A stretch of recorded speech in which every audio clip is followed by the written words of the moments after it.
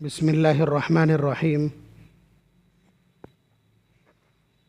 अल्हम्दुलिल्लाहि रब्बिल आलमीन वस्सलातु वस्सलामु अला सय्यिदिल अंबियाइ वल मुरसलीन मुहम्मदिन व अला आलिहि व अस्हाबिहि अजमईन, अम्मा बाद।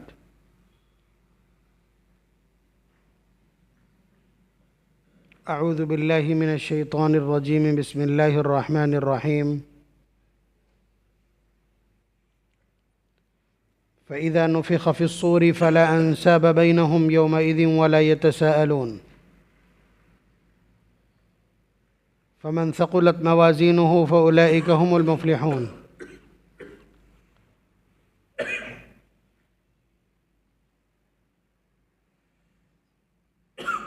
वक़ाल अन्नबिय्यु सल्लल्लाहु अलैहि वसल्लम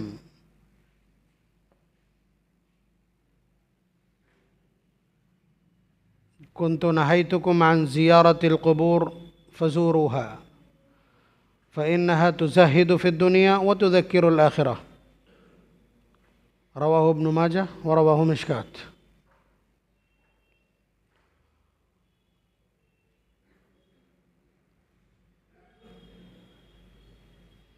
इससे पहले जुमों में मैंने क्या अर्ज़ किया था, वली कौन लोग होते हैं, विलायत कैसे मिलती है, वलियों का मकाम क्या है, और औलिया अल्लाह वालिदैन की तवज्जो से तैयार होते हैं,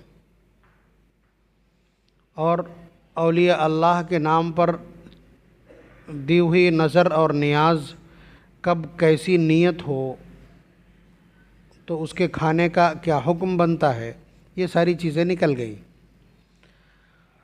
आज अर्ज़ ये करना है, चूँकि उनकी क़ब्रों पर जाने का भी बड़ा एहतमाम किया जाता है, क़ब्रों पर भीड़ भी लगती है, क़ब्रिस्तान जाने का भी अपना एक मामूल है, तो क़ब्रों पर जाने का मकसद, क़ब्रों पर जाने का अदब, क़ब्रों पर जाने के जवाज़ और अदम जवाज़ की सूरतें, या इसी तरह मर्दों और औरतों दोनों के क़ब्रों पर जाने के मसाइल क्या अलग अलग हैं, ये सारी चीज़ें आज का मज़मून है। मैंने जो रिवायत अभी आपकी खिदमत में अर्ज़ की है, ये रिवायत है, मिशकात ने इसको नक़ल किया है, इब्न माजा से नक़ल किया है। उसमें हुज़ूर फरमा रहे हैं, हज़रत अब्दुल्लाह इब्न मसूद रज़ियल्लाहु ताला अन्हु रावी हैं, फरमा रहे हैं कुन्तु नहैतुकुम अन ज़ियारतिल क़ुबूर। हुज़ूर फरमा रहे कि मैंने तुमको क़ब्रों की ज़ियारत और क़ब्रों पर जाने से मना किया था। बाज़ रिवायत में है अला, अब सुन लो अच्छी तरह से, फ़ज़ूरूहा, क़ब्रों की ज़ियारत किया करो, फ़इन्नहा तुज़क्किरुल आख़िरह, इसलिए कि क़ब्रों की ज़ियारत करना आखिरत को याद दिलाता है, व तुज़हिदु फ़िद दुनिया, और दुनिया से बेरग़बती पैदा करता है। बात समझ रहे हैं? ये है कुल लेखा जोखा। अब पहला जुमला, कुन्तु नहैतुकुम अन ज़ियारतिल क़ुबूर, कि मैंने तुमको क़ब्रों पर जाने से मना किया था। इसका मतलब यह है कि हुज़ूर ने इब्तिदाई दौर में, इस्लाम के इब्तिदाई दौर में लोगों को क़ब्रों पर जाने से मना किया था। जी हाँ, ऐसा है, हुज़ूर ने मना किया था।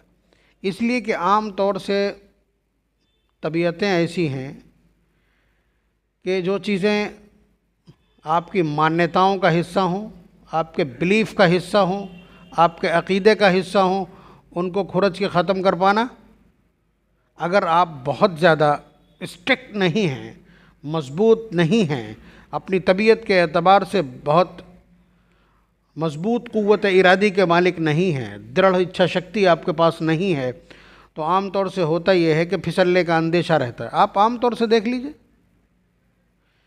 कि किसी के घर में ताक बना हुआ था, वहाँ आग की पूजा हो रही थी, भाई आग जला करके उसके सामने नमाज की तरह खड़ा होना, ये क्या है? आग की परस्तिश है।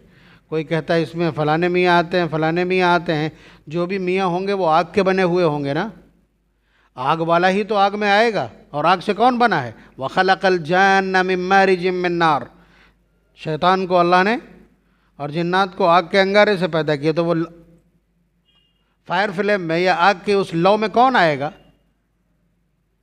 शैतान ही तो आएगा, तो खुली शैतान की परस्तिश है, इसमें कोई दूसरी राय नहीं हो सकती।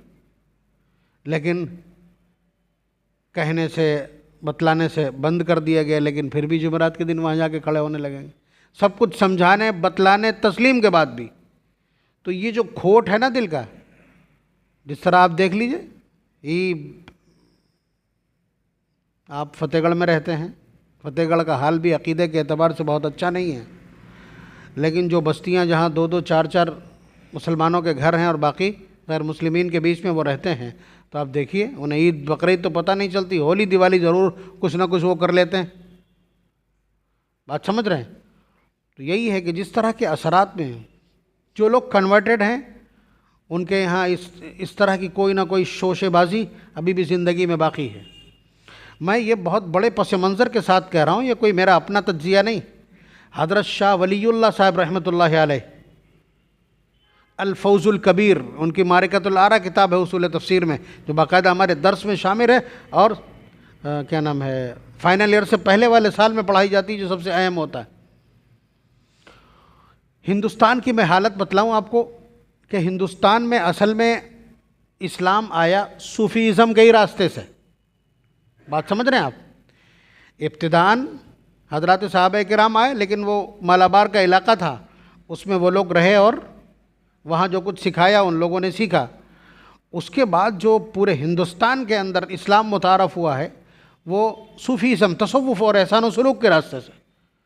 जैसे ख्वाजा मोइनुद्दीन चिश्ती अजमेरी रहमतुल्लाह अलैह दाखिल हुए, दिल्ली आए, चंद दिन रह करके फिर उसके बाद ख्वाजा कुतुबुद्दीन बख्तियार काकी को यहाँ छोड़ करके और अजमेर चले गए। फिर उसके बाद उन्होंने एक सफ़र किया है अजमेर से लेकर के बंगाल के किनारे तक, और यहाँ बाकायदा उन्होंने तालीम दी है, ईमान सिखाया या ईमान में दाखिल किया, तौबा पर बैत की। तो इतना तो हो गया, अब इतना हो गया, लोगों ने ला इलाहा इल्लल्लाह कहा और मौका पाते ही अपने पूर्वजों की कब्रों पर भी, ये कब्र परस्ती इसीलिए यहाँ ज़िंदा है, इसीलिए यहाँ ज़िंदा है कि वो सब्स्टिट्यूट मिल गया, इल्म नहीं था यहाँ। हिंदुस्तान में ये नोट कर लीजिएगा थोड़ा सा, हिंदुस्तान में इस्लाम आया तसव्वुफ़ और एहसान व सलूक के ज़रिए से, इन बुज़ुर्गों और औलिया अल्लाह के ज़रिए से। इन्होंने कोशिश की जो हो सकती थी, और उसके बाद फिर वहाँ उनकी अपनी जगह है। उसके बाद जब इल्म दाखिल हुआ है, इल्म दाखिल हुआ है हज़रत शाह वलीउल्लाह साहब रहमतुल्लाह अलैह के खानवादे के ज़रिए से। बात समझ रहे हैं आप?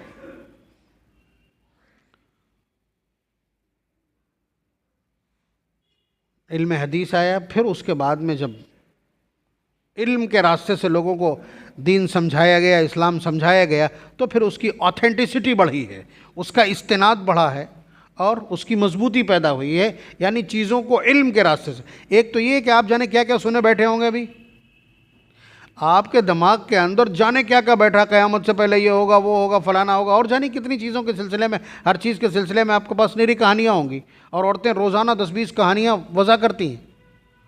तो एक तो वो हो जाता है इस्लाम और मुसलमान होना, और एक फिर वो कि जो नबी अकरम सल्लल्लाहु अलैहि वसल्लम ने सिखलाया है वो इल्म के रास्ते से आता है। तो वही है कि इस्लाम तो दाखिल हो चुका था, तो उस इस्लाम से ये हुआ कि लोगों ने अल्लाह एक है, इधर नमाज भी पढ़ी और उधर अपने पूर्वजों को पूजने का या वहाँ नमन करने का या वहाँ हाज़िरी देने का सिलसिला भी जारी रखा। ये आपको मालूम है यही सिलसिला मक्का मुकर्रमा में था, कि मक्का मुकर्रमा में लोग हुजूर की आमद से पहले क्या कर रहे थे भाई? 365 बुतों की पूजा कर रहे थे। आप यहाँ की तरह बुत मत समझिए कि एक पत्थर रखा और पूजना शुरू कर दिया। इतने बेवकूफ़, बुत परस्ती में भी अहले अरब इतने बेवकूफ़ नहीं थे। किसको पूज रहे हैं उसकी आप सनद पूछिए उनसे। भाई सबसे पहली शख्सियत जो कत्ल हुई है इस दुनिया में कौन है? हाबील, हज़रत आदम अलैहिस्सलाम के बड़े बेटे। किसने कत्ल किया? छोटे भाई काबिल ने। हाथ तोड़ा, उनका हाथ तोड़ा। तो काबतुल्लाह के अंदर जो तस्वीर रखी, जो बुत रखा था जिसको हुबल कहा जाता है, वो असल में हाबील की तस्वीर है। और उसी काबतुल्लाह के खाने काबा के अंदर हज़रत इब्राहीम अलैहिस्सलाम का मुजस्समा रखा, जिसे वो बुत बना के पूजते हैं, इसलिए कि वो सबसे बड़े पूर्वज हैं उनके।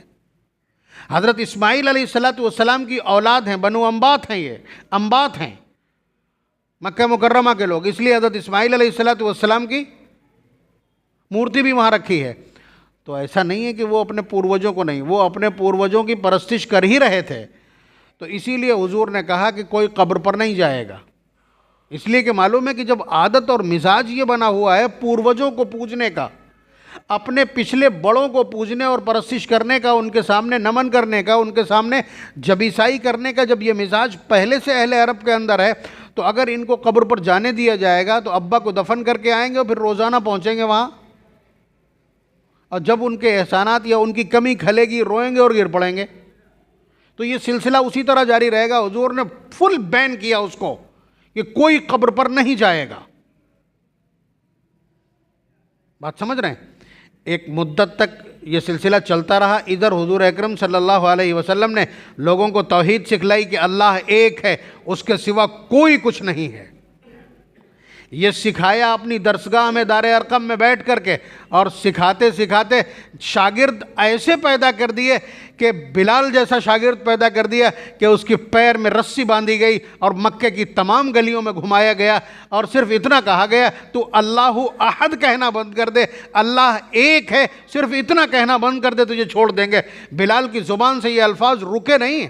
सारा मक्का अपनी सारी ताकत आजमा चुका और सारे जालिमों ने तख्ता सितम बना करके अपने अपने अपने जराइम पेश किए हैं और अपनी अपनी ताकत जगाई है जुल्म की, लेकिन उसके बावजूद बिलाल की ज़ुबान से अल्लाह अहद का ये लफ्ज़ बंद नहीं करवा पाए। सुमैया के 2 टुकड़े कर दिए। खब्बाब इब्नुल अरद को अंगारों पर लिटा करके पूछा, बतला एक खुदा को माने या एक से जायद को? हाँ, एक को। जब ये एक बाकायदा क्लास तैयार हो गया है, जब ये बाकायदा एक खेप तैयार हो गई है, जब बाकायदा ये जनरेशन नबी रहमत सल्लल्लाहु अलैहि वसल्लम ने बिल्डअप कर दी है पूरी, कि इनके सामने कोई भी ताकत इन्हें वहदानियत से फेर नहीं सकती। जब हुजूर सारे गोशों पर देख चुके कि ये अल्लाह ही को अपना माबूद मानेंगे और उसके सिवा कहीं कोई समझौता नहीं है, चाहे इनकी जान चली जाए, चाहे इन्हें टुकड़े कर दिया जाए, चाहे इन्हें जला दिया जाए। जब ये पूरी तरह से हुजूर ने देख लिया तो फिर उसके बाद इजाज़त दी है, फिर ऐलान किया कुन्तु नहैतुकुम अन ज़ियारतिल क़ुबूर, कि मैंने तुमको कब्रों पर जाने से रोका था, अला फ़ज़ूरूहा, अब जा सकते हो, कब्रों की ज़ियारत कर सकते हो। बात समझ रहे हैं? रिवायत का पस मंज़र समझ में आया?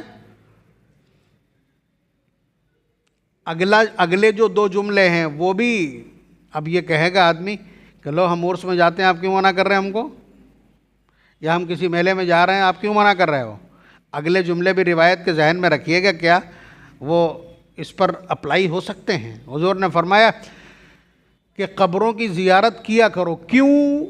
फ़इन्नहा तुज़क्किरुल आखिरा, इसलिए कि कब्रों को देखना, उनकी ज़ियारत करना, ये आखिरत की याद दिलाता है।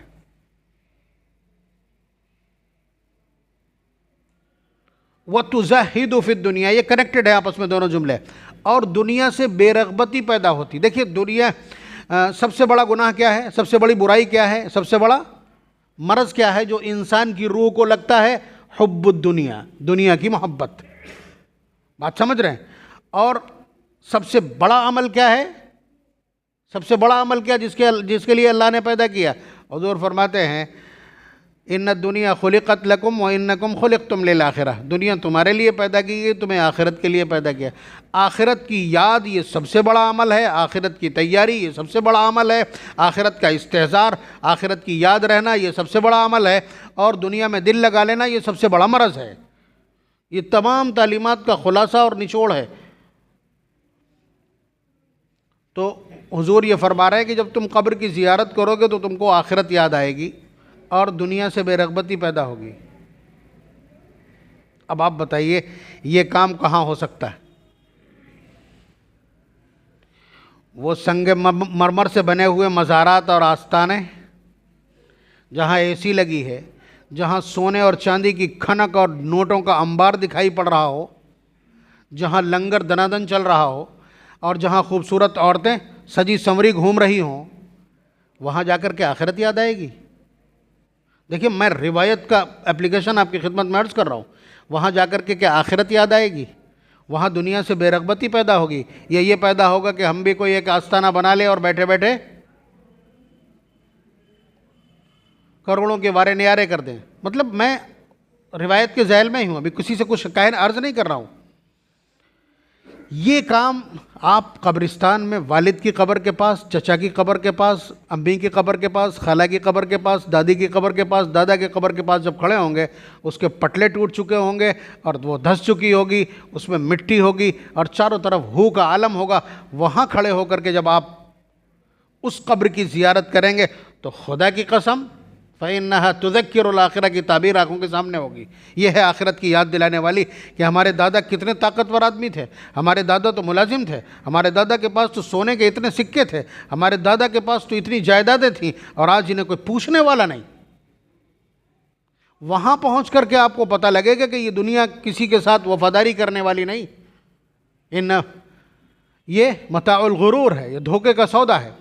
तो आप मुझे बतलाइए कि नबी अकरम सल्लल्लाहु अलैहि वसल्लम की इस रिवायत का मंशूर क्या है, इसका मतलब क्या है और इसका खुलासा क्या है कि मैंने तुमको कब्रों की ज़ियारत से मना किया था। लोगों सुनो कि अब तुम कब्रों की ज़ियारत किया करो, इसलिए कि ये आखिरत की याद दिलाती हैं और दुनिया से बेरग़बती पैदा करती हैं। अब आप समझ लीजिए कि आपको कहाँ जाना है, मुझे कुछ नहीं कहना। रिवायत के आखिर के दोनों जुमले आपको बतला देंगे आपका राइट पाथ क्या है, आपका सीधा रास्ता क्या है, सिरात मुस्तकीम क्या है।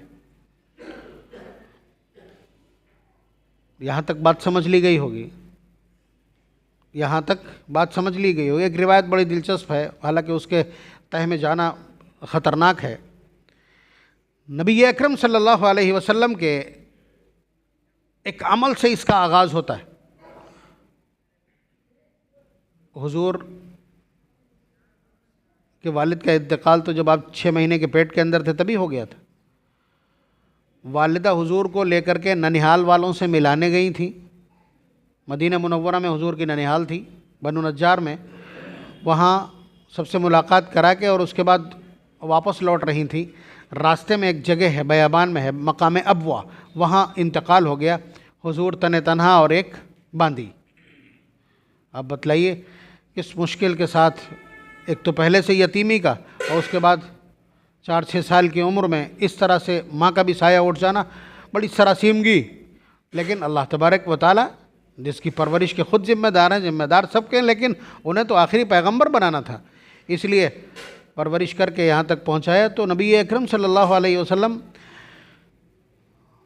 गालिबन फ़तह मक्का के सफ़र में, गालिबन इसलिए भी कि मुख्तलिफ आरा हैं इस सिलसिले में, अलबत्ता मुल्ला अली कारी रहमतुल्लाह अलैह यही कहते हैं कि ये फ़तह मक्का का सफ़र है। फ़तह मक्का में हुजूर मदीने से जब आ रहे थे तो मकाम अबवा, जहाँ वालदा की कब्र है, उसको हुजूर से बेहतर कौन पहचान सकेगा, वहाँ पहुँचने से पहले अल्लाह ताला की बारगाह में इजाज़त चाहिए कि मुझे वालिदा के लिए दुआए मग़फ़िरत करने की इजाज़त दी जाए। ज़रा कान खोल के सुनिएगा, वालिदा के लिए दुआए मग़फ़िरत करने की इजाज़त दी जाए। फरमाते हैं इस्तअज़नतु रब्बी अन अस्तग़फ़िरा, कि मैंने अल्लाह तबारक व तआला से अपनी वालिदा की कब्र पर दुआए मग़फ़िरत करने की इजाज़त मांगी तो मुझे मना कर दिया गया। हुजूर फरमा रहे हैं मुझे मना कर दिया गया। फिर मैंने कब्र की ज़ियारत की इजाज़त चाही तो मुझको इजाज़त दे दी गई। अल्फाज सुन रहे हैं, दुआए मग़फ़िरत की इजाज़त चाही, मना कर दिया गया, और ज़ियारत की इजाज़त चाही तो ज़ियारत की इजाज़त मिल गई। असल में हुजूर पहुँचे, यह सहाबा को पहले नहीं बतलाया, बल्कि जाकर के कब्र पर हुजूर बैठे और बका फ़अबका मन हौलहु, हुजूर रोए और इतना रोए कि पूरा मजमा सिसकियाँ मारने लगा। वो पूरा ज़माना याद आ गया परेशानी का, किस परेशानी में, किस तरह से माँ की याद, तो माँ की याद होती है। तो फिर हुजूर ने तफसील बतलाई कि मैंने दुआ की थी कि मुझे दुआए मग़फ़िरत की इजाज़त दी जाए, मैंने मना कर दिया गया। फिर उसके बाद मैंने ज़ियारत की इजाज़त मांगी तो ज़ियारत की इजाज़त मिल गई। ये रिवायत यहाँ है। उसके बाद नबी अकरम सल्लल्लाहु अलैहि वसल्लम ने आम इजाज़त दी थी, लेकिन आपने रिवायत के उन दोनों जुमलों को नोट कर लिया कि नहीं। अब मैं उमूमी तौर पर तमाम अहादीस का निचोड़ और उस पर आने वाले जो खुलासे हैं और उन खुलासों को हज़रत उलमाए किराम ने या मुफ्तियान किराम ने या फतवे की किताबों में जिस तरह से उसको जमा किया गया है, मैं उसकी तफसीलात आपकी खिदमत में अर्ज़ कर रहा हूँ कि कब्र पर जाने के, किसी की भी कब्र पर जाने के 5 मकासद हो सकते हैं। 5 मकासद हो सकते हैं, 5 जायज़ मकसद हो सकते हैं, यानी इन 5 नियतों से किसी की कब्र पर जाया जा सकता है। नंबर 1, इसीलिए कि जाकर के मेरा दिल दुनिया में बहुत लग गया है, दौलत का पीछा कर रहा हूँ और दिल के ऊपर मुर्दनी छाई जाती है, तो जाकर के कब्रिस्तान में, किसी की कब्र पर या मुतलक कब्रिस्तान में जाकर के दुनिया से थोड़ी बेरगबती हासिल करना है और आखिरत की याद ताज़ा करना। तो आपको मालूम है कि नबी अकरम सल्लल्लाहु अलैहि वसल्लम ने बाकायदा इजाज़त ही नहीं दी, बल्कि यहीं से खोला है। उस बैरिकेटिंग को हटाइए ही तब है कि अगर इस नीयत से तुम कब्र पर जा रहे हो तो ये बैरिकेटिंग हटा दी जाती है, जाना चाहिए। नंबर 1। दूसरी वजह यह होती है कि हम खुद उस शख्स के लिए या उन कब्रिस्तान वालों के लिए दुआए मगफिरत करने जा रहे हैं। बात समझ रहे हैं आप? ये तो आपके ऊपर हक़ है वैसे ही मरने वालों का, मर जाने वालों का आपके ऊपर, जिंदों पर हक़ ही यही है कि आप कब्रिस्तान जाकर उनके लिए दुआए मगफिरत करें। नबी अकरम सल्लल्लाहु अलैहि वसल्लम की ज़िंदगी को टटोल करके देखिए, हुजूर का जन्नतुल बकी जाना और उनके लिए दुआए मगफिरत करना रात और दिन में तमाम में साबित है। उसके अलावा उम्रे के आदाब में भी यही है कि जब मस्जिद नबवी में हुजूर के यहाँ सलाम अर्ज़ करें तो जन्नतुल बकी भी पहुँचें, इसीलिए कि वहाँ हुजूर के 10,000 सहाबा मौजूद हैं। बात समझ रहे हैं? तो नंबर 1 पहला जायज़ तरीक़ा कि आप जा रहे हैं अपनी इस्लाह के लिए कि आखिरत की याद आएगी और दुनिया से बेरग़बती पैदा होगी, ये जाना भी मुस्तहब, और उसके अलावा उन लोगों के लिए दुआए मग़फ़िरत करने जा रहे हैं तो ये तो बेहतरीन सुन्नत है। ठीक है। तीसरी बात ये हो सकती है कि आप रूहानी फैज़ हासिल करने जा रहे हैं। यहाँ इस मसले को बहुत उमूमियत से नहीं हम समझा सकते हैं, लेकिन बस इतनी सी थोड़ी सी बात इस पर अर्ज़ कर दें। इसके लिए औलिया अल्लाह के मज़ारात ही ख़ास हैं, जिनके बारे में सारा ज़माना ये शहादत देता हो कि ये नेक थे। इसलिए कि नबी अकरम सल्लल्लाहु अलैहि वसल्लम ने क्या फ़रमाया, कब्र या तो जहन्नम के गढ़ों में से एक गढ़ा है या फिर जन्नत की क्यारियों में से एक क्यारी है। तो जिन लोगों के बारे में ये लगता हो और महसूस हो जाता, पहुँचने के बाद महसूस हो जाता है, तो अब जाहिर सी बात है जब वो कब्र जन्नत की क्यारी है या अल्लाह तबारक व तआला ने इसको बाकायदा किसी सिंबॉलिक परिप्रेक्ष्य में ज़िक्र किया हो, तो जाहिर सी बात है कि यहाँ से वहाँ का नाता है कोई ना कोई, जिससे रहमत आती है। या खिड़की खोल दी जाए, ये भी रिवायत है ना कि खिड़की खोल दी जाती है जन्नत से बागो बहार और उसके सारे महसूसात इस तक पहुँचते रहते हैं। तो जाहिर सी बात है अगर आप वहाँ बैठेंगे, पंखा अगर कूलर चल रहा है या एसी है किसी कमरे में, आप वहाँ जाके बैठेंगे, चाहे वो आपने न लगवाई हो, आप बिल ना देते हो, कुछ भी ना करते हो, लेकिन ठंडक तो आपको महसूस होगी ना। तो वही सूरत है कि आप अगर किसी इत्र वाले की दुकान में बैठ जाएंगे तो वो हर जगह छूता है। ठीक है, जहाँ आप बैठेंगे आपके कपड़ों से खुशबू आने लगेगी। वही हाल है किसी वली की कब्र के करीब अगर आप जाते हैं, मकसद वही होगा, या तो आखिरत का, या तो आखिरत की याद दहानी, या फिर मौत की याद, या फिर दुआए मग़फ़िरत के लिए आए आप। साथ में ये रूहानी फैज़ आपको वहाँ मिल सकता है। तो इस नीयत से औलिया अल्लाह की क़ुबूर पर जाने की भी इजाज़त है। ठीक है। चौथी वजह, बात समझ रहे, चौथी वजह अपने हुकूक़ की अदायगी के लिए। मसलन आपका भाई मदफून है, बीवी मदफून है, बेटा मदफून है, उनके लिए दुआए मग़फ़िरत करना ये आपके हुकूक़ में शामिल है, आपके हुकूक़ में शामिल है। या वालिद हैं तो वालिद के लिए दुआए मग़फ़िरत करना आपकी ज़िम्मेदारियों में से, इसलिए कि हुज़ूर ने फरमाया कि सारे जितने भी खाते हैं मरने के बाद सीज कर दिए जाते हैं, सदक़ा जारिया का खाता बाकी रहता है। या जो आपने इल्म फैलाया, दीन फैलाया है, उस पर लोग अमल कर रहे हैं तो उसकी वजह से आपको नफ़ा पहुंचता है। औ वलदिन सालिहिन यदउ लह, या कोई नेक बेटा पीछे छोड़ गया है, वो उसके लिए दुआए मग़फ़िरत करता है। ये खाते जारी रहते हैं, तो खाता बंद तो नहीं किया जाएगा। तो ये औलाद की ज़िम्मेदारी है या जिंदों की ज़िम्मेदारी है कि वो मुर्दों के लिए दुआए मग़फ़िरत करें। तो अगर हुकूक़ की अदायगी के लिए, या किसी का कोई शेख और मुर्शिद है जिससे उसने इस्लाह हासिल की है और वो उसकी कब्र पर जाकर उसके लिए दुआए मग़फ़िरत करता है हक़ की अदायगी के लिए, या किसी के उस्ताद की कब्र है वहाँ, तो उस्ताद के उस इल्म की हक़ की अदायगी के लिए वहाँ वो जाता है, इसलिए कि मरने के बाद और कुछ नहीं कर सकता है, सिर्फ उनके लिए दुआए मग़फ़िरत कर सकता है, ईसाले सवाब कर सकता है, तो वो हक़ की अदायगी के लिए वहाँ जाता। क़राबत का हक़ या दीगर कोई हक़ अदा करने के लिए कब्र पर जा रहा है, ये जाना भी मंदूब और मुस्तहसन है। अब आखिरी पांचवी जो नीयत हो सकती है वो ये कि अल्लाह तबारक व तआला का निज़ाम। आपको मालूम है कि कब्र क्या कहती है, मैं काहे का घर हूँ, मैं घबराहट का घर हूँ, मैं कीड़े मकोड़ों का घर हूँ, मैं फ़लाँ हूँ, मैं फ़लाँ हूँ, यानी अपनी वहशत रोज़ाना बयान करती है कब्र। तो आदमी जब कब्रिस्तान में आप ज़िंदा हैं, आप बैठ के दिखाइए, आप में हिम्मत है गुरूब के बाद जाके दिखाइए, आपकी हिम्मत है दिन में किसी वीराने कब्रिस्तान में जाके दिखाइए, यानी आप जिंदा होकर के सब कुछ दिख रहा है, मदद के लिए लोगों को पुकार सकते हैं। तब खौफ का आलम यह है, जो लोग नीचे होंगे उनको भी तो खौफ होता है। लेकिन नबी अकरम सल्लल्लाहु अलैहि वसल्लम के इरशादात के मुताबिक जब कोई शख्स किसी को सलाम करता है, आप कब्रिस्तान पर जब जाकर के सलाम करते हैं तो ये सलाम कब्र के लोग सुनते हैं कि नहीं? वो कब्र के लोग सुनते हैं, बाकायदा उन्हें बतलाया जाता है फला इब्न फला ने सलाम किया है। बात समझ रहे हैं? आप बताइए, आप तन्हा कहीं हो जंगल में और अचानक कोई शख्स आ जाए, कैसा लगेगा? बहुत अच्छा लगेगा, सारी वहशत दूर हो जाएगी। बात समझ रहे हैं आप?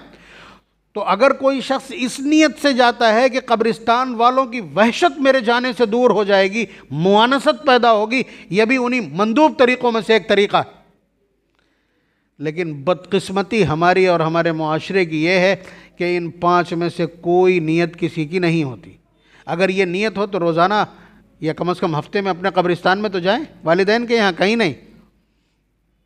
अलबत्ता ईरान तूरान सब कहीं जाते हैं, वो एक पिकनिक की नीयत से। देखिए मुझे कहने दें, या फिर जा कर के जो कब्र पर जाने के जो आदाब लिखे हैं, वक्त पहले ही पूरा हो गया, बहुत ज़रूरी चीज़ थी कि कब्र पर जाने का जो तरीक़ा है वो वही है जिस तरह ज़िंदगी में, अगर वालिद की कब्र है तो ज़िंदगी में वालिद के बिल्कुल सर पर चढ़ के आप नहीं खड़े होते हैं, दूर खड़े होते हैं। तो उसी तरह इंतकाल के बाद भी आपका प्रोटोकॉल सिस्टम वही रहेगा, प्रोटोकॉल सिस्टम वही रहेगा, उतने ही दूर उसी तरह से सर झुका करके खड़ा होना, अदब से खड़ा होना, यह जिस तरह से आप ज़िंदगी में मिलते थे। नबी रहमत सल्लल्लाहु अलैहि वसल्लम के इतना करीब जाने की किसी में हिम्मत नहीं होती, तो इतनी दूर से खड़े होकर के सलाम अर्ज़ किया जाता है। अगर हुजूर बक़ैद हयात होते तो हमारी हालत क्या होती कि हम पर कपकपी तारी हो जाती कि कौनैन के बादशाह के सामने हम जा रहे हैं। तो जिस वक्त वहाँ पहुँचते हैं तो कैफियत वही होनी चाहिए। बात समझ रहे हैं? तो अगर कोई शख्स अपने यहाँ कब्रों पर जाता है, वालिदैन की कब्र पर जाना एक्स्ट्रा ऑर्डिनरी है, अहमियत का हामिल है। हुजूर ने फरमाया, मन ज़ारा कब्र अबवैहि औ इहदाहुमा